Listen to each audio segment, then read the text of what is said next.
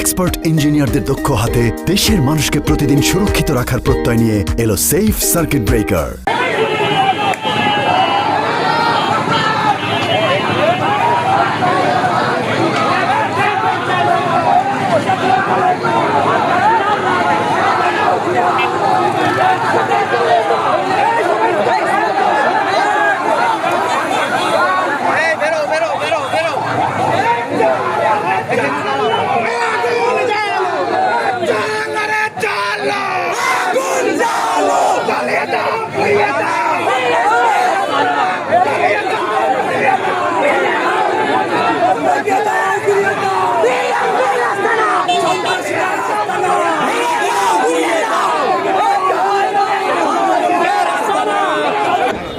আমি এটা প্রত্যেকটা জুমায় এক একটা জায়গায় গিয়ে থাকি।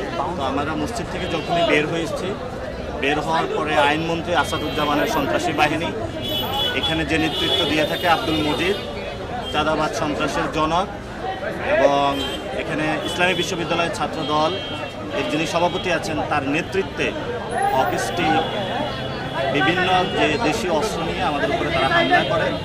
আমাদের জায়গা থেকে আমরা শান্তি শৃঙ্খলা বজায় রেখেছি এবং আমাদের অনেকের ফোন ক্যামেরা থেকে শুরু করে মানি ব্যাগ তারা সেখানে আমাদের চিন্তায় করে নিয়ে যায় তারা, এবং তারা অনেকগুলো ডিম নিক্ষেপ করে। আমাদের অনেক ভাই এখানে আহত হয়েছে অকিস্টিকের আঘাতে। তা আমরা তিনজনের তারা মাথা ফাটিয়ে দিয়েছে। আমরা একটা সুষ্ঠু তদন্ত এবং বিচার চাই।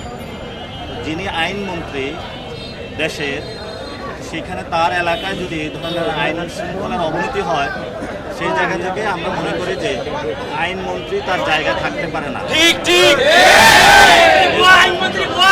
স্বরাষ্ট্রমন্ত্রী যিনি আছেন দেশের আইন শৃঙ্খলা অবনতি হয় ওনারা পদত্যাগ করা উচিত এবং আইনমন্ত্রীকে দ্রুত পদত্যাগ করিয়ে তাকে বিচারের আওতায় আনা উচিত। আইনমন্ত্রী যখন একজন সন্ত্রাসী হন, তার হাতে বাংলাদেশের আইন নিরাপদ না।